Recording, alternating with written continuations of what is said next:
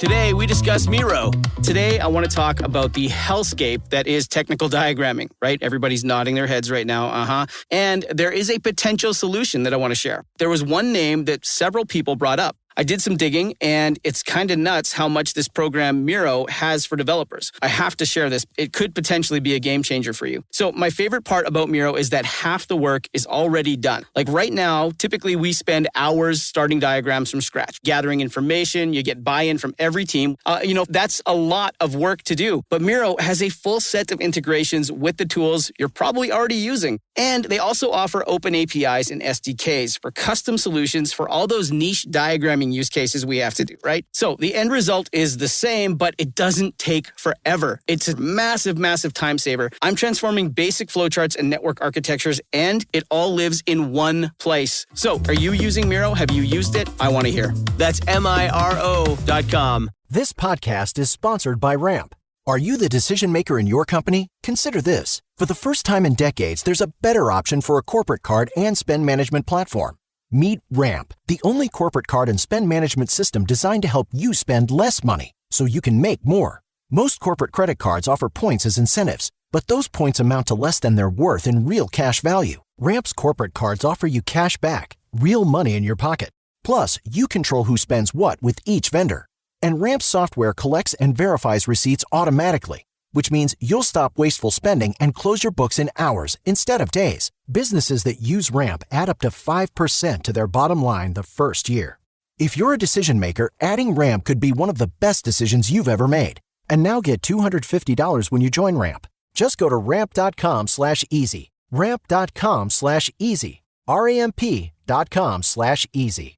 Cards issued by Sutton Bank and Celtic Bank, members of FDIC. Terms and conditions apply.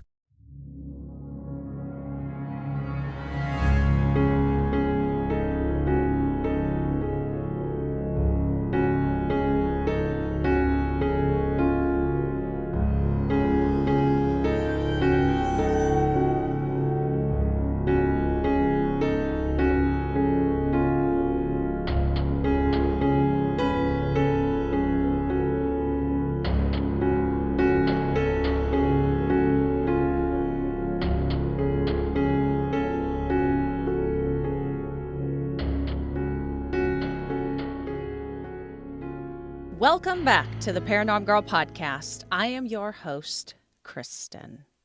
My sister recently told me about an interesting chat that she had with her teenage son. One morning before school, he pulled her aside and in a serious tone, with a serious look on his face, he told her, "I'm seeing him again." He's a teenage boy. So, of course, there was no further elaboration.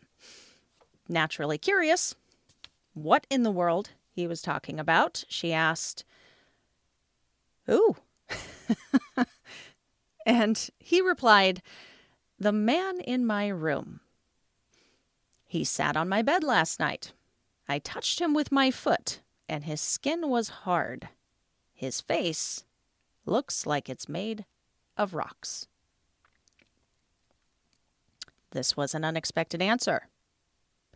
My sister asked, "You're seeing him again?" He nodded. And then he whispered, "And Mom, he doesn't have any eyes." But enough about that. How was your guys' weekend? Do anything fun? I hope it was grand. I hope it was fabulous. Today's guest also has seen a rather strange creature that he still can't quite make heads or tails of to this day. He joins us to share his story. We also get into a really cool discussion about paranormal investigation and the paranormal team that he founded out of Ontario and his paranormal talk radio program. My guest has been on the hunt for answers for a very long time. I shall bring forth our chat following this word from today's sponsor. Ladies, today we are brought to you by Santa's #1 helper, Manscaped. This holiday season, go beyond the boring gifts and stuff those stockings with something he actually needs. Introducing the Lawnmower 5.0 Ultra from Manscaped, the ultimate below-the-waist trimmer designed to treat his special snowflake. Gift the joy of smoothness. Slay the holidays with 20% off and free shipping at manscaped.com with code PNG. Remember, ladies, it's a gift for him and you. Lee and I recently decorated our Christmas tree. You know what hanging up those shiny, round ornaments reminds me of? Christmas joy. A season of peace. The spirit of giving. Give someone the gift of their very own shiny, round ornaments this year with the Lawnmower 5.0 Ultra Trimmer. Throw in a dose of Christmas magic with some crop soother aftershave lotion and some crop preserver anti-chafe deodorant. Oh, look, there's still some room under the tree. He will soon understand the reason for the season when you hand him a brand new pack of Manscaped Boxers 2.0, equipped with moisture-wicking technology and their signature jewel pouch to carry his new shiny round ornaments around with comfort and care. And he will think, boy, she really loves her some sparkling, smooth Christmas ornaments. Yes, you do, ladies. You really do. So get 20% off and free shipping with code PNG at manscaped.com. That is 20% off with free shipping at manscaped.com when using code PNG. His balls will be singing, "Baby, it's cold outside." NC. Oh, Lord. Oh, you guys, be sure that you stay until the end of today's episode. I have got a very special Christmas end-of-year listener appreciation giveaway announcement to make. I am already excited for whoever wins. All right. My guest is the host and producer of the longtime-running live paranormal talk radio show, Nocturnal Frequency Radio. Now in its 16th season, you can catch those weekly broadcasts on YouTube, Twitch, and the New Visions radio network. My guest also regularly investigates the vast unknown and is the mind behind the Southern Ontario Paranormal Society, which has been researching, investigating, and documenting the mysterious since 1996. Please enjoy my conversation with Steve Genier. Wow. Steve Genier. I've been investigating and researching the paranormal, God, since I can remember. I think, 96, I guess, was when I, professionally, if you want, expertise, I don't know, whatever, however, is there really any, I don't know, experts? Not really. But I'm still learning. I'm still in school, if you will. Because I had some experiences when I was younger, and a good friend of mine passed away fairly young, and I just wanted to sort of explore and say, hey, look, there's something really going on, and I wanted to know what it was, and I wanted to be realistic about it. Mm-hmm. I am, sure you hear about all the ghost stories and all the legends and myths and the haunted tales and so on and so on. But I felt that there was a sense of realism, more to it than just the stories. I think what it was probably more than human. The human aspect of the paranormal. We all like to think that, the afterworld and dead loved ones and disembodied souls, and I felt there was more to it than that. And again, with a film background, and I wanted to sort of incorporate it all and to document, and present it. And I mean, I just felt that there needed to be a more realistic sort of approach than. I mean, when I started, there was TV shows, but not like there is today. My view was always a grassroots, going out, getting your hands dirty, and using the chalk, when you're look at, I want to like see if something disturbs that chalk line. Never Mm-hmm, really happened, but I mean, things like that. mm-hmm, Put mm-hmm. trigger item on a gravestone and see if it moves, or whatever. Just small little things to experiment and research with.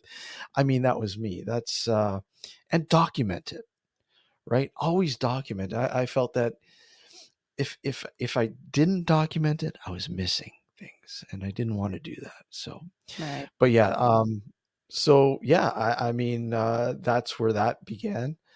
And eventually, obviously, forming Southern Ontario Paranormal Society, like-minded people who go out there, and most people will say look for ghosts.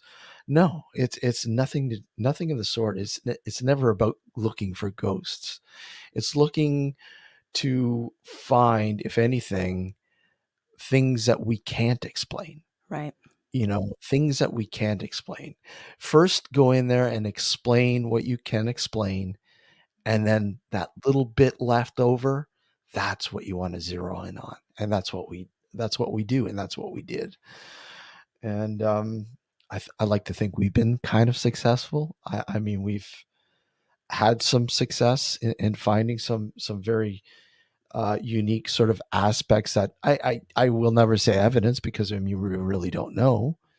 Um, Science may explain it one day, and that's the thing. I mean, outside our current understanding, our current scope of understanding through science. So I mean, science is always growing too. So I mean, hey, um, that- It's funny that you mentioned that, though, because as an outsider, and I have seen and heard some of your guys' pieces of evidence. I would call it mm, evidence. It's evidence of mm, something. mhm, Both you and Alex seem a bit unassuming about how profound these pieces of evidence are. Like, sincerely, some of the things you've shown me, for instance, the ball mhm, capture, mhm, blew my mind. Creepy. I don't know how to explain it. I could watch it over and over and over again. And listeners, it's one of the recent clips, I believe, on the Facebook page, and I'll link it below for them to check it out. mhm, But totally incredible mhm, evidence. And it's I on one hand, I really do appreciate a level of skepticism to this. mhm. Um, but at the same time, like, you guys are just so unassuming about it. It's like, well, yeah, we caught this very unexplainable piece of evidence, but yeah, I don't know. It's changed. I mean, again, like a lot of things, you mature when you've been researching and investigating the paranormal, for as amount of time as I have been now. I'll tell you, I'll be honest. When we first discovered that piece of evidence, if you will, I was like, wow, I was blown away. Yeah. Blown away. I mean, like how? It just doesn't make any sense. There was nobody there, nothing there. Um, and the location where it was taken was, I think it was August. It was early August. I think it was like 104 Fahrenheit. Ooh. Stagnant. It was like Yeah. an oven in that place. It was just brutal. And so, I mean, scientifically, there just wasn't anything that could explain the reason why that ball was moving. I mean, the floor was level. We tested everything. The Hmm. floor was level. To top it off, we put that ball on a quarter. It sat on a quarter, and then we put a little chalk circle I mean, you can't see that stuff in the video, obviously, but there was a chalk circle there around the quarter. So if the ball moved, it would kind of scuffle the chalk circle a little bit. And we had one camera trained on it in that room, and but we go back and check up on it to make sure if the ball had moved or whatever. Nothing, Mm-hmm. just nothing. And then we packed up. We made our way home, and then we sat up for another, God, I don't know, 4 or 5 hours going through video footage. And then all of a sudden, wow, okay, wait a sec here. This does not make sense. And, just like poking through it, every bit of it, frame by frame by frame. And I came up, I'm like, okay, wait a sec. We have to sync this up. There has to be something else going on here other than the ball moving. Yeah. So I'm looking at the timeline, and then I'm looking at the timeline with all their audio. We had taken audio in a room just next door to where the ball was, and I'm shifting through all this audio, and then all of a sudden, bang, we have audio of what sounds like a little boy answering a question about a ball. And it's just like, this is incredible. Yeah. This is just so incredible. But over time, it's not that I've become more skeptical about it. I've always been skeptical. You have to be skeptical. You have to have that sense of healthy skepticism, and you have to have a thick skin when you present people this kind of stuff, because people will pick it apart, and rightfully so, because when you're making these claims, people will just jump all over you. Mm-hmm. And if you can't handle that, you shouldn't be doing this. Honestly, I've had some pretty vicious attacks in my lifetime here doing this, but you know what? That's fine. I understand. But you know what? Scrutinize it. Please do so. I really do. I welcome all scrutiny with this kind of stuff. So, I mean, I guess it's not so much that it doesn't excite me like it used to. I think I'm a little bit more hardened now because of all that, Okay. over the years. So, I mean, I Yeah. do get excited when I get some new stuff.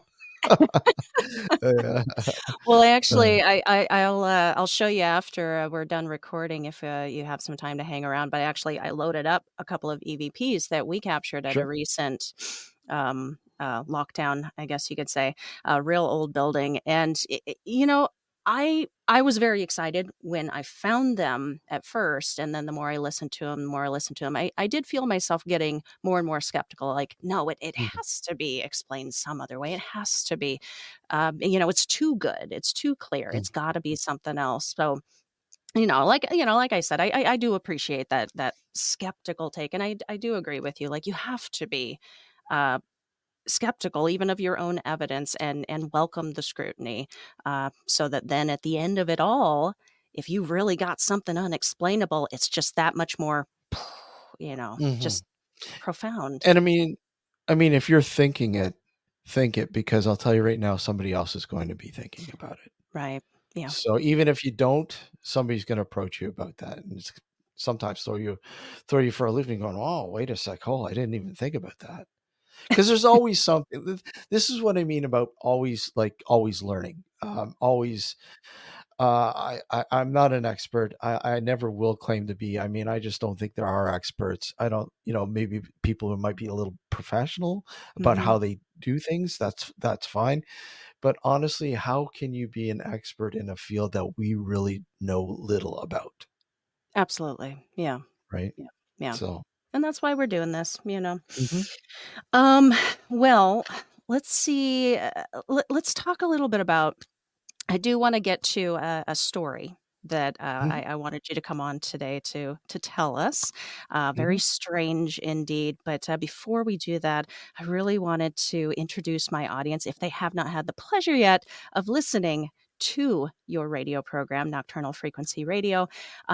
Can you give us just a little history on that show, like the origins, how you met up with Alex? Just Mhm. introduce us all to it. Well, again, we had a chat beforehand about a show that I used to listen to. I had made friends in the paranormal community, and I, through working in film and doing a little bit of radio and stuff like that, I started uh, co-producing a radio show called the Laura Moon Show, which eventually went on to be called Full Moon Radio. Sadly, Laura's no longer with us, but um, I was helping her out with guests people I knew, both in film and, in the paranormal, and bringing them on and arranging that and helping her out with some creativity and all that. And I said to myself, wow, I love doing this. Why don't I just do my own show? You know, so I explored that a little bit, and I was going to do just maybe something kind of like another show that we talked about, Ghostly Talk. Hmm. Go out on an investigation, come on and talk about it and share your experience with people. But then I go, I don't know. I don't know if I want to copy that. So I just want to talk about the paranormal as a whole. Yeah. Um, and so, I looked at the routes I could take. And in the beginning, it was myself and a person, well, my co-host was a girl named Kate in the beginning, who was there for the first 2 or 3 episodes. And then unfortunately, she was unable to do it any longer. But I just went out on my own. I just, hey, this is cool.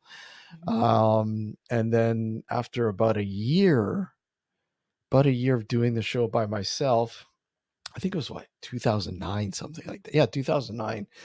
Alex Rondini, who had been calling into the show, um, and asking questions, and at the time he had been running an easing called Phantom Easing, who he was writing about the paranormal. So I said, yeah, him and I met at a what was called the Gathering here in Toronto, and we just hit it off. We were just like, hey, man, this is, and we kind of knew each other, obviously, from him calling into the show and all that. But we talked and we talked. I said, hey, man, how would you like to come on and co-host with me on Nocturnal Frequency Radio? He's like, yeah, that'd be cool. And yeah, it's been fun ever since. Like I said, since about 2009, I believe he came on for the first time, and we've been doing it together since then. Yeah, well, your guys' energies are just so great. You mesh well. Good choice. Well, yeah, you guys. So your network is New Visions Radio. You Mhm. guys stream it on YouTube and Twitch, I believe. I'm just Twitch, yeah. kind of throwing Mhm, out places people can catch it. mhm. You guys are in your 16th season. That's Yep, crazy. 16, It's crazy cool, but 16. yeah, been at it for a while. And throughout the years, you guys have had some really notable guests on the Oh, yeah. show. Yeah. Yeah, what were Yep. some of your most just memorable, like, you think back, and you're like, "Yeah, that was cool." Wow. I mean, people that you never thought you'd ever have on the show. Mhm. Stanton Freeman was probably one that was wow. We were both in awe that he agreed to come on the show at the time. And just having a chat with him about all the various things about Roswell and all that kind of stuff is like, this is the guy. This is Mhm. the guy that broke it. Yeah. Like, wow, he's on our show. But he was very professional and super nice guy. And I wish we had him on again, but unfortunately, he passed away. But great, probably one of my fondest memories. Yeah. Um, there's just so many. There's just so many people that we've had on throughout the years. I want to probably give out a special shout out to somebody who really affected both myself and Alex.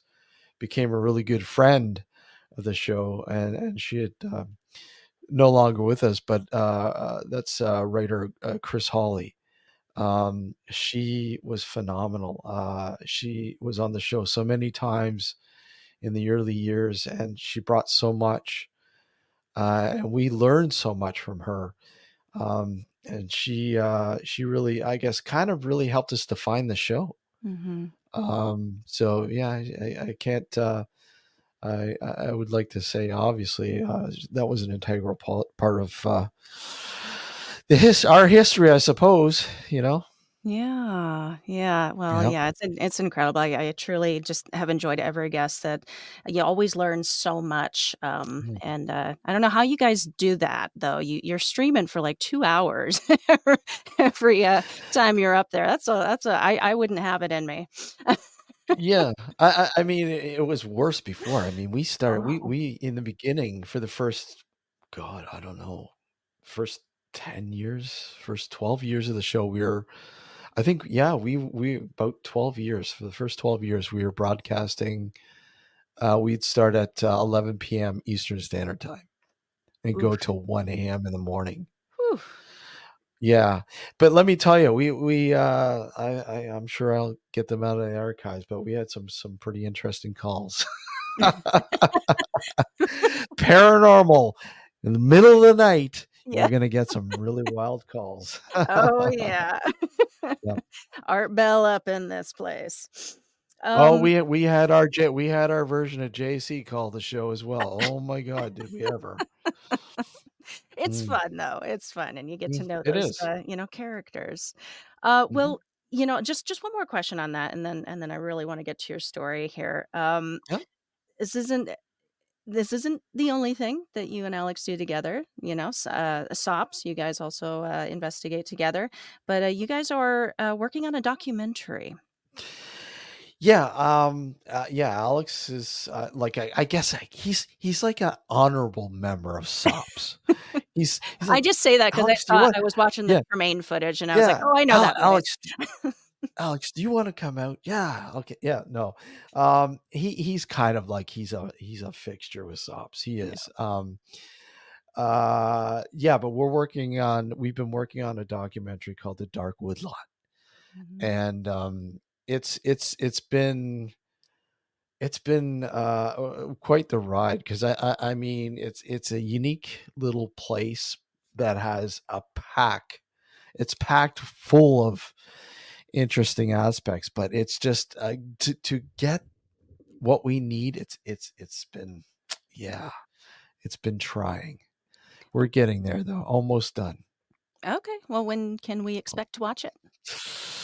I'm hoping I'm hoping probably, I was hoping to have it out October 31st. We were going to premiere it, but unfortunately needed more footage. I'm looking probably mid next year. Okay. Okay. I'm That's hoping. awesome. Well, keep my fingers crossed for you, and I will look forward Yeah. to it. Can't wait to watch. Been hearing all about it.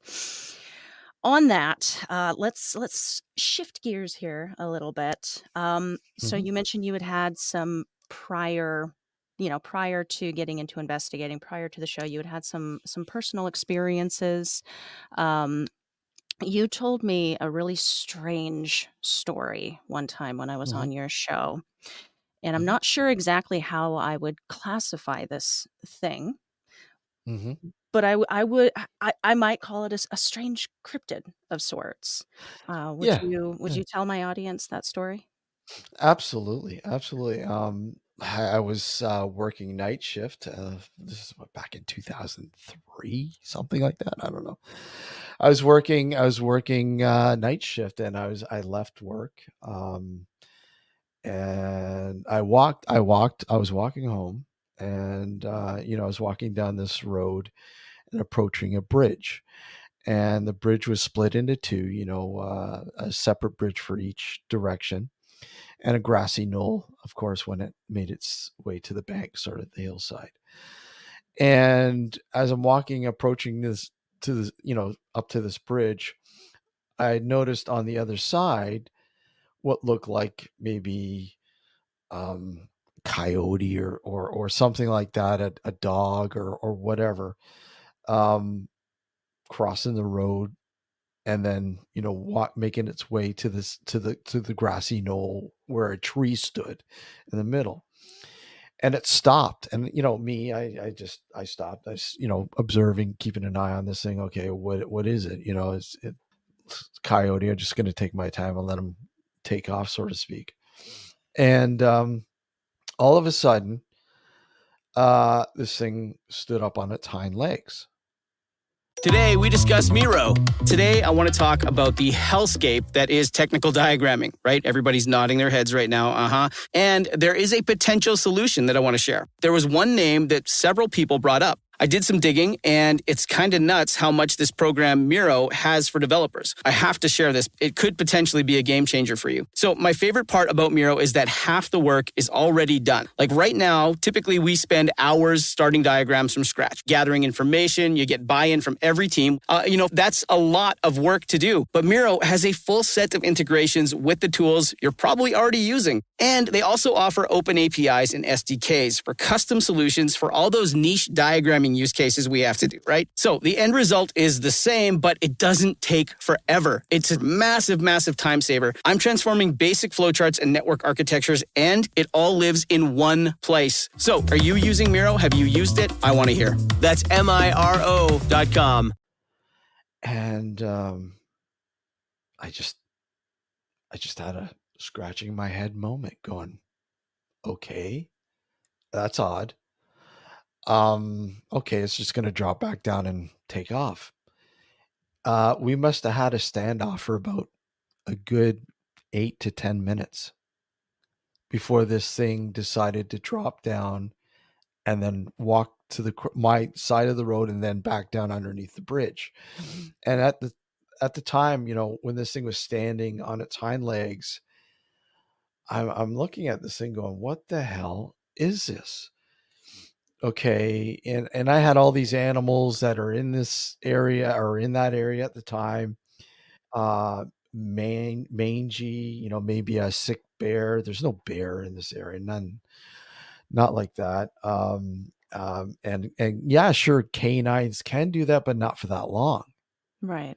They're up and then they're down within, a couple, not even a minute. And the head was very small, I just couldn't make any sense. Heads or tails of this thing. This is not right. And I'd probably say roughly about 5 feet in height when it was standing. When fully standing. Okay. Yeah. Because I went up to the tree after the fact to look, kind of reference the height, judging by the tree that was in the back behind this creature, and couldn't figure it out. So anyways, I just I put it in the back of my mind for a few years, and then I started doing the radio show, and I started talking with Chris Hawley, and she had been writing for UFO Digest at the time, and she says, because I kind of mentioned the story on the show she was on, and she said, "Can we talk after the show? I want to get the story." I said, "Yeah, absolutely." So I called her up after the show, and she was asking me all about the logistics and the details and all this kind of stuff, and I gave it to her, and it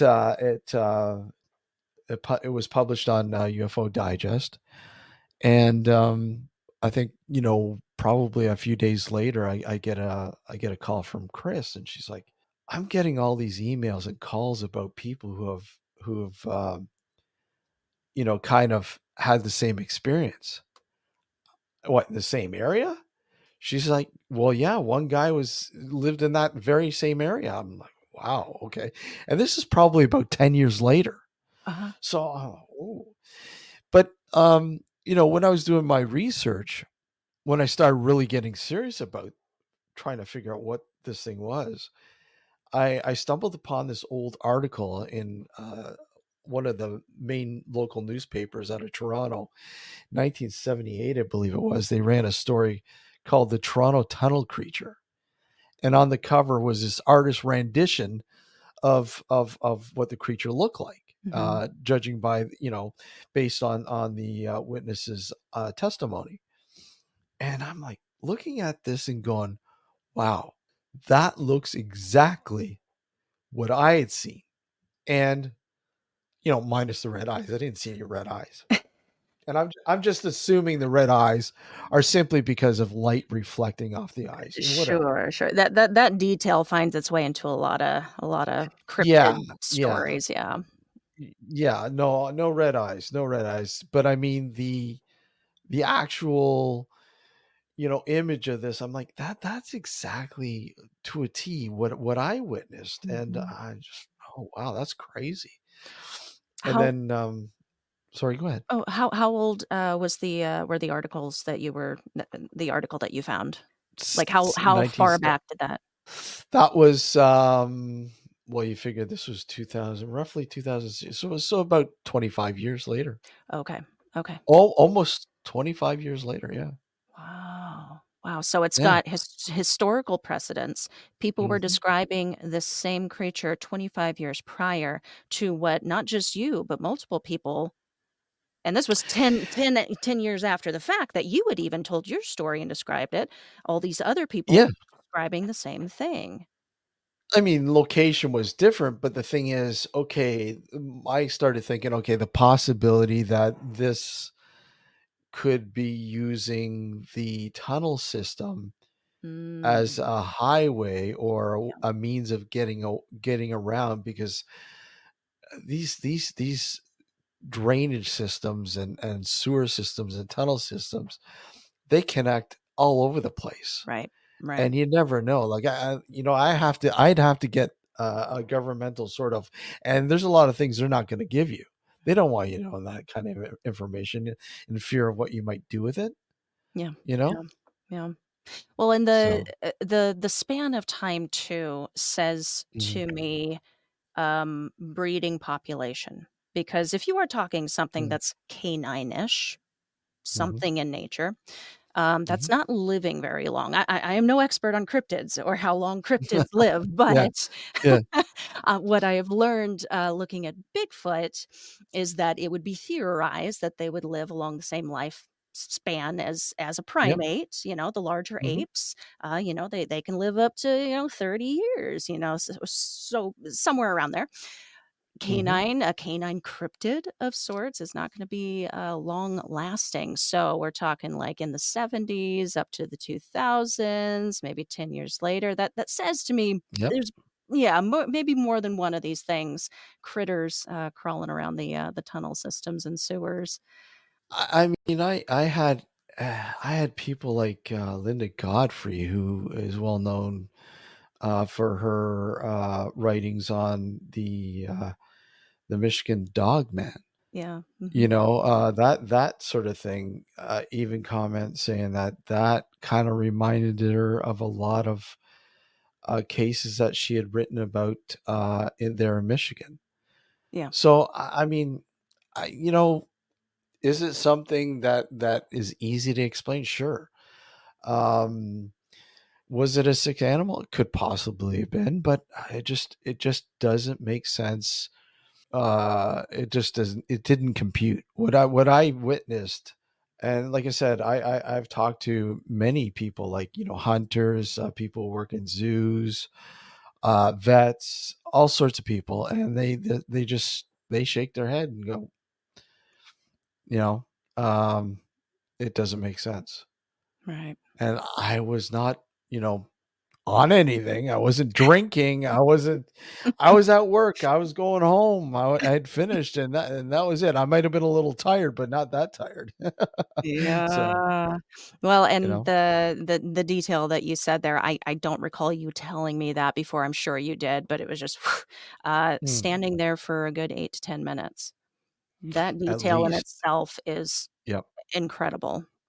Yeah. exactly. So Hmm. whatever this thing was. And then after an 8 to 10 minute standoff, it didn't run at you. It didn't attack you. It wasn't like assessing, okay, now I'm going to get this guy. It went down and, went on its way. Yeah, I mean, it was just yeah, standoff. We Mhm. were just observing each other, Okay, who's gonna make the next move? Both. Okay, if I start walking, is this thing gonna come down or run on the other side, go Yeah. back to where it came from? I said, I'm not taking that chance because I don't know what it is. Mhm. So Mhm. I stood there and I let him make the first move or it or whatever. you know. So Well, thank you for mhm. telling us the story. And, Mhm. gosh, I sure hope you get some kind of answer at some point. Yeah. Even It's just an on, on go ahead. it's yeah, it's an ongoing yeah, it's an ongoing thing. I don't know, maybe one of these days. Hmm. What does your Uh, cohort think about that?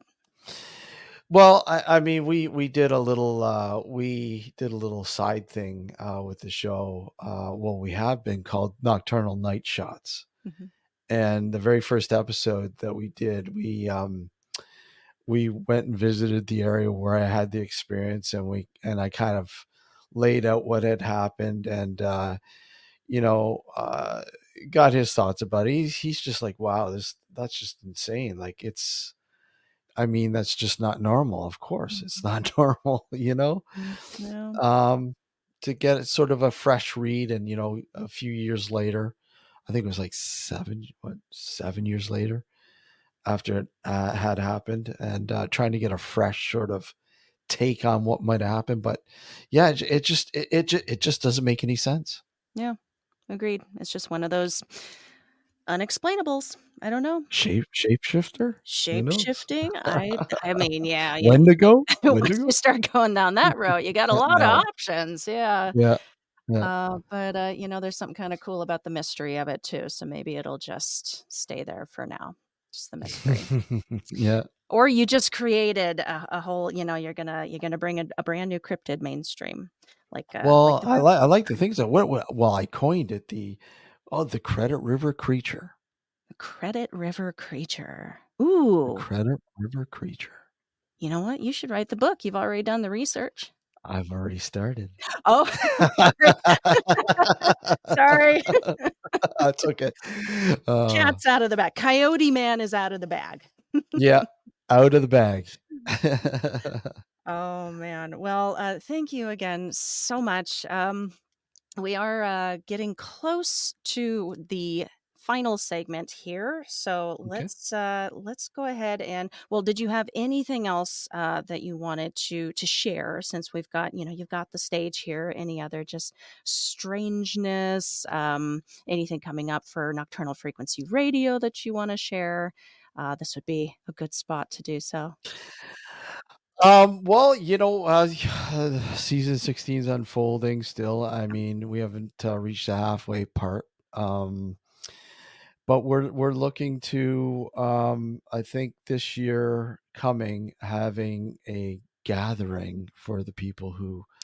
listen and might be a part of it in some way or another, and sort of a we were going to do it last year, but unfortunately things just got too busy and we weren't able to do it. But yeah, we're looking to have that, and get to know people a little better, and say thank you to everyone who's supported the show over the years. So Hmm. hope look out for that. And yeah, I mean, guests are always our priority, and we've got an interesting lineup in the on the bench, if you will, that we're going to announce soon, hopefully. So Ooh, waiting in the uh, wings. yeah, waiting in the Hmm. wings. Very nice. Well, I very much look forward to it. All right, Steve, it is time for final questions, final Hmm. thoughts. Um, you already answered one, dang it. You're so intuitive. So I'll ask one on the fly. But first question I've got for you, Mhm. my hop fans out there are going to love this one. Steve, you are Yep, a bit of a beer connoisseur. I love my craft beer. Well, since that is the case, would you recommend to us your top three go-tos? Wow. Oh man. uh oh, there's just so many, and I don't know. Go to. I always find myself, no matter what, going back to whatever how things change. I always go back to the Alchemist, Hetty Topper's The Alchemist. I think, yeah, I think it's one of the originators of the hazy New England style East Coast IPA. I just you can never go wrong with it. Hmm. It's probably one of my top three for sure. Um, oh God, there's so many. There just really is. It's I just fast. know that It's it's wasn't a fascinating fair how, question to ask you. yeah, it's just fascinating how it's changed over the years. Like in the past 5 to 10 years, it's just like, wow, it's so different than it was when I sort of I've been I guess experimenting with craft beer for years, but Hmm. especially with American craft beer, because here it was a little bit more liberal, and it was kind of hard. They were kind of staying safe with going with the go-to that people, the English pale ales, and the lagers and stuff that they knew people would enjoy and all that and keep coming back for, and afraid to sort of venture out and try new stuff. And I found that when things started to explode in the US, so did I, I guess, really. I mean, Pliny, for instance. There's another one, Oh, Pliny. yeah, I Pliny. love There's Pliny. another. I wish I was on the West Coast a little bit more. I Hmm. absolutely love Pliny. Pliny. I was lucky enough to visit Russian River and get some fresh Pliny. And man, I'm telling you, what an experience that was.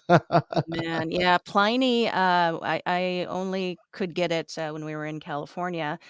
Mhm. And stupid me, I didn't stock up because it's by far like, I remember this beer, and Mhm. it's been, like, 5 years since I've had it. Mm.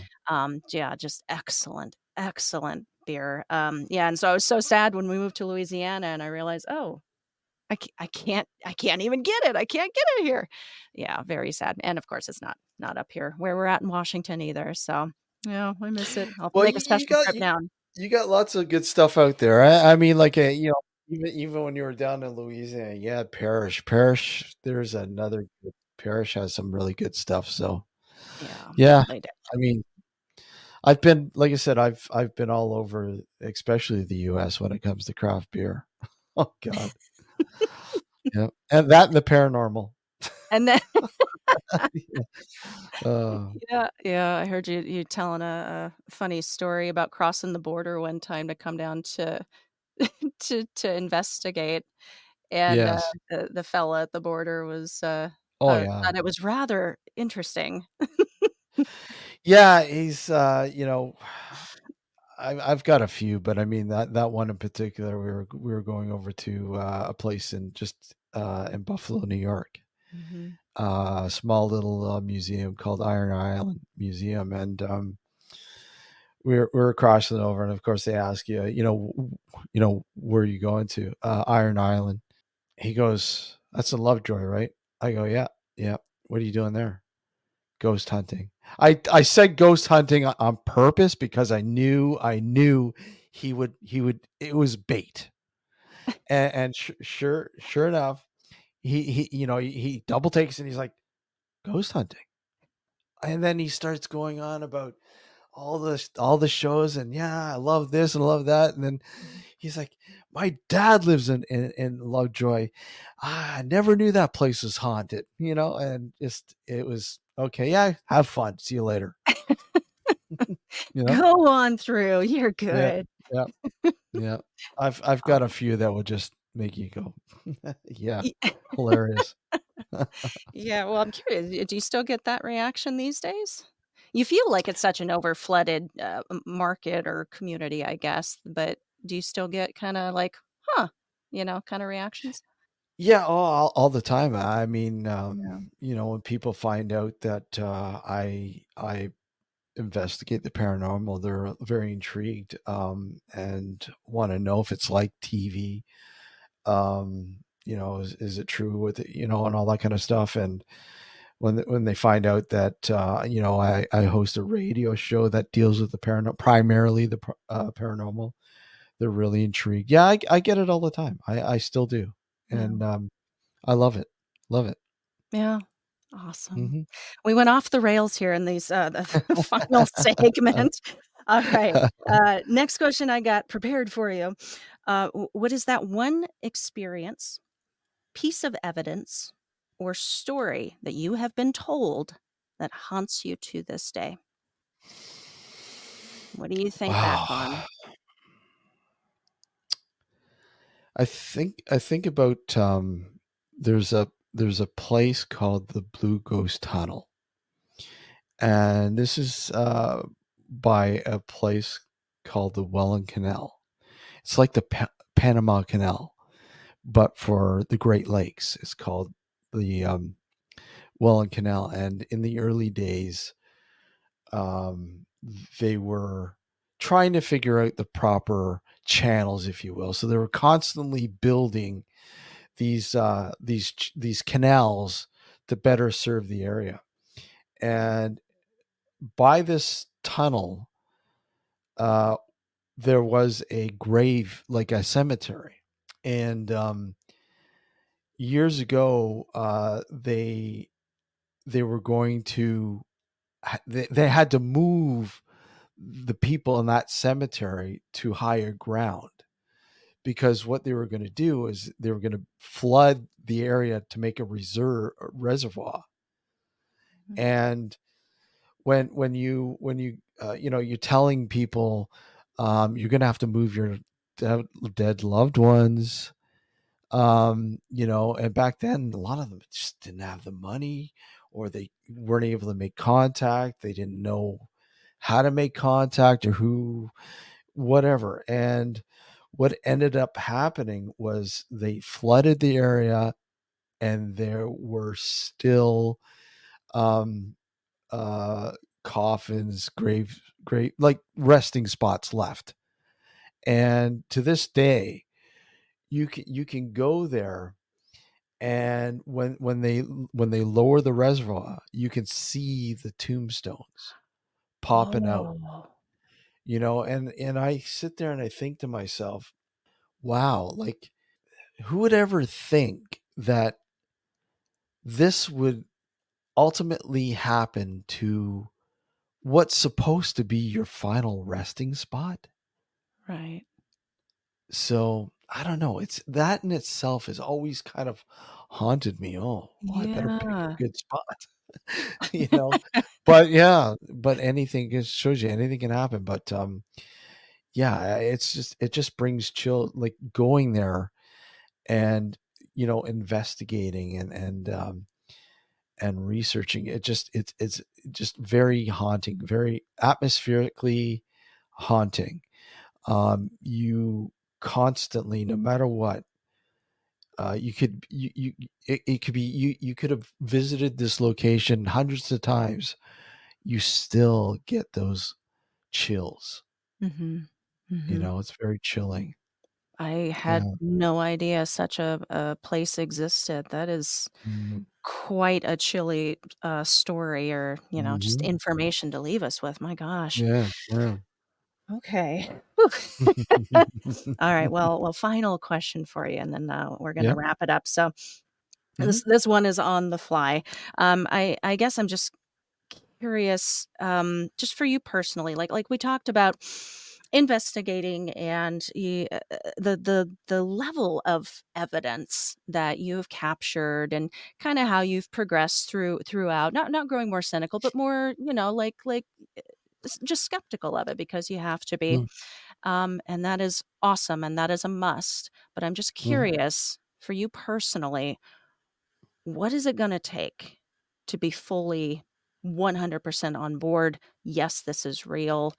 Yes, like what is it going to take? Is it going to take like a like scientific acceptance? Is it going to take a certain piece of evidence and just the right time and just the right thing is said? Like where's that line that you draw?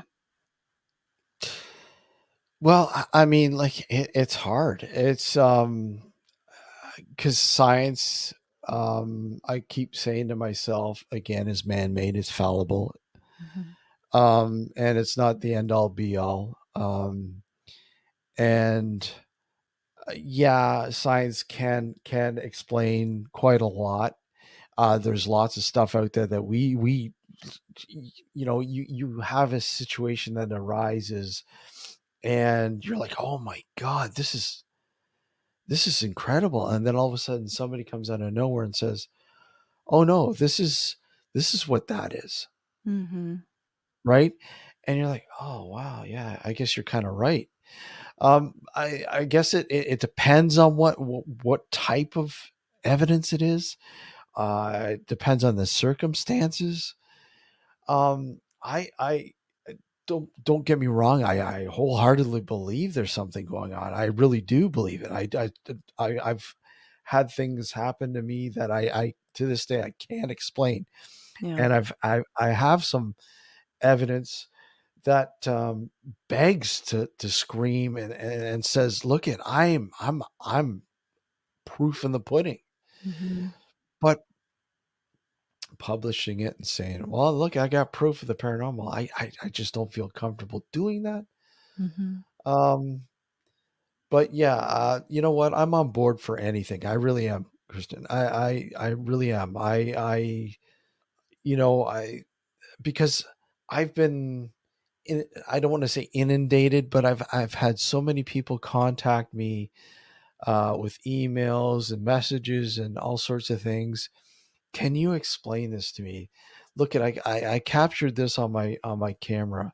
I captured this, and I hate to say to people and say, look it, this is what that is. Yeah. You know, and I don't like being like that, but it just I I don't want to come off and say, look it, yeah, yeah, you really do have proof there. Mhm. I really want to be genuine in my answer, and what I think it is, because that's what they're asking. And I have to say, like, you know, even I'm still learning, obviously. 99% of what things present themselves as being paranormal aren't. Mhm. Yeah. And that's what makes it so beautiful, that that 1% is a reality. And that's what really excites me. That 1% that you can do whatever you want to explain it, but you just can't. Yeah. And it's there. It's there. I've had it happen to me several times, you know, and I think that's what we really everybody needs to center on. And unfortunately, it's kind of hard because of the, you know, the excess amount of media and TV coverage, and I think people have a hard time deciphering the difference between entertainment and realism. Right. Yeah. Um, and that I think that's what's hindering a lot of what's going on now. And I think maybe that, because I've worked on both sides. I worked in television, and I've been on TV shows, and I know what reality TV is all about. And I guess that kind of hampers the way I look at things too. But don't get me wrong, I do believe a lot of stuff is going on, a lot. Yeah. Yeah. Mhm. Well, and Absolutely. that's a good point. Like personal experience, having something happen directly to you, Hmm. that can be all it takes, and then Hmm. you're kind of off on this whole lifetime quest to, Hmm. okay, what was Hmm. that? Yeah, yeah. Absolutely. Yeah. Well said. All of that was well said. Where, Steve, would you like to send my listeners to follow you, to listen to the show? Well, if you want to listen watch the show, you can go to YouTube, Nocturnal Frequency Radio. You can find, if you want to listen to it, audio on Tuned In. It's on Tuned In along with the New Visions Radio Network, newvisionsradio.com. And, you can find me on Facebook, Steve Genier, Genier, easy. And Southern Ontario Paranormal. We did have a website. It's under construction, but you can find us on Facebook as well, Southern Ontario Paranormal Society. So many places to find you. Love it. Mm-hmm. All right, sir. And to wrap today's show, would you like to leave us with any final thoughts, words of wisdom, or a piece of advice? Don't give up. Keep searching. Keep looking for the unique, the unusual, the mysterious, because it's there. No matter what you think, you may have thought it's disappeared. It's not. It's there. It's hiding. Find it. Steve Genier, host of Nocturnal Frequency Radio, the mind behind Southern Ontario Paranormal Society. Thank you so much for joining me. Thank you. Thank you. Thank you so much to Steve for appearing on the show today. Ladies and gents, add Nocturnal Frequency Radio to your Sunday evening must-dos. It's a fantastic show, tons of great guests, great information, and just a really cool community that they've got going over there. So I do hope to see you guys in the chat on their next broadcast.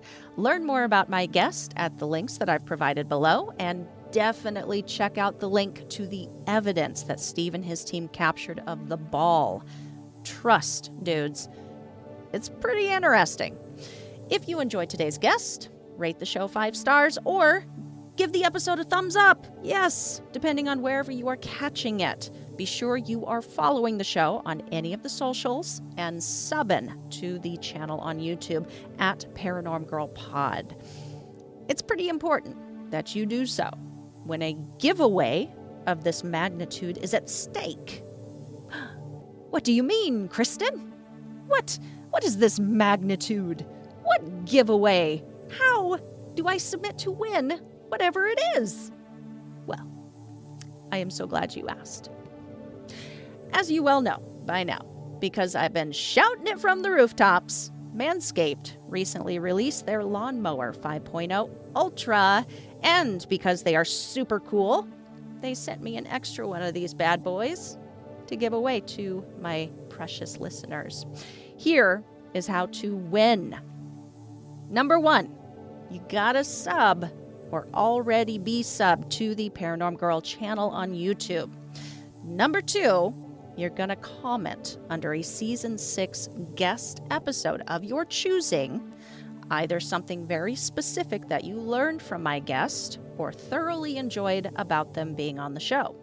And lastly, you got to message me via social or email and say, "Did it," or "It is done," or "Ramvahu kaha kahoo," or whatever you want. I don't know. I don't care. I just need you to message me either on social or email. That will help me track entries and will also be how I will get a ship-to address should it be winner chicken dinner for you. Woohoo! All right. Easy enough. Be subbed on YouTube. Comment under a Season 6 guest episode. Message me privately. That's it. The clock starts now and ends on December 24th at midnight. Now, why am I giving you so much time to win this giveaway? Because you have more than one chance to win.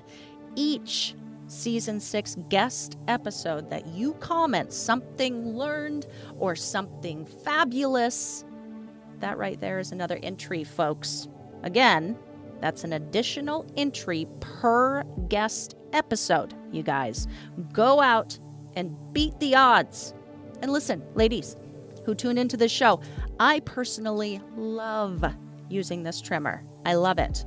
It doesn't have to be just for the fellas. Know what I'm saying? Okay. Let's start a friendly little end of year competition here, listeners. All right. Get out there. Get listening. Get watching. Get commenting. And spreading some paranormal end of year holiday feel good cheer. And tune in next week for a cheat code that'll get you more entries. May the hairiest person win. That is a wrap for us today. I will catch you guys back here Tuesday. Until then, stay safe, keep the nightlight on, and sleep with one eye open.